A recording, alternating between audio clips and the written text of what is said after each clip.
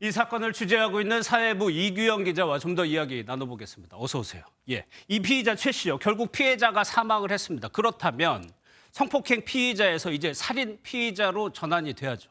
네, 그렇습니다. 구속영장을 신청하면서 경찰은 피의자인 최 모 씨에게 강간 상해를 적용했는데 양형 기준이 더 센 강간 살인 미수로 혐의를 변경하려고 검토했던 것으로 전해졌습니다. 그런데 피해자가 사망했으니 강간 살해죄로 혐의가 변경될 것으로 보입니다. 오늘 영장 심사를 받으러 온 피의자에게 기자들이 살해 의도는 없었다면서 왜 그렇게 잔혹하게 폭행했냐고 물었는데요. 피의자는 별다른 이야기는 하지 않았습니다. 예, 그런데 피해자가 이렇게까지 사망까지 했는데 경찰 조사에서는 다른 얘기를 했다면서요, 이 사람이. 네, 맞습니다. 경찰 조사에서 죄를 덜려고 강간이 아닌 강간 미수였다고 주장한 것으로 알려졌습니다. 성폭행을 시도했지만 저항이 심해 실패했다. 미수에 그쳤다고 주장한 거죠.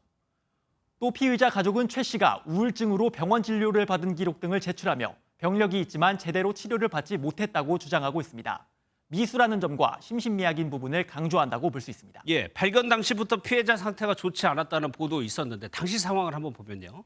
경찰이 나갔을 때 구급대도 거의 비슷하게 현장에 도착을 했어요. 그런데 구조활동은 좀 늦게 시작이 됐거든요. 왜 그랬던 겁니까? 네, 피해자는 발견 당시 심정지 상태였던 것으로 전해지는데요. 신고가 오전 11시 44분에 경찰에 최초로 접수됐고 구급대 차량은 12시쯤 현장에 도착했습니다. 하지만 소방이 구조활동을 시작한 건 12시 29분이 다 되어서였습니다. 현장에 도착한 지 약 32분, 범인을 검거한 지 약 19분이 지난 시각인데요. 유가족들은 빠른 응급처치가 안 된 것에 안타까움을 나타내고 있습니다. 물론 최선을 다했겠지만 심정지가 왜 30분이 남았나 뭐 이런 게 좀 궁금한 점은 있죠. 당분간 심정지라도 위험하다 하는데. 소방의 입장을 들어봤는데 나름의 이유를 토로했습니다. 지도상이 정확한 위치가 특정되는 곳이면 글로 가겠지만 산이라는 곳이 이제 어디인지 모르고 또 우려되는 건 흉악범죄가 이어지고 있다는 점입니다. 오늘 서울에서 또 흉기 관련 사건이 있었어요. 네, 오늘도 대낮에 그것도 지하철 안에서 흉기 난동이 있었습니다.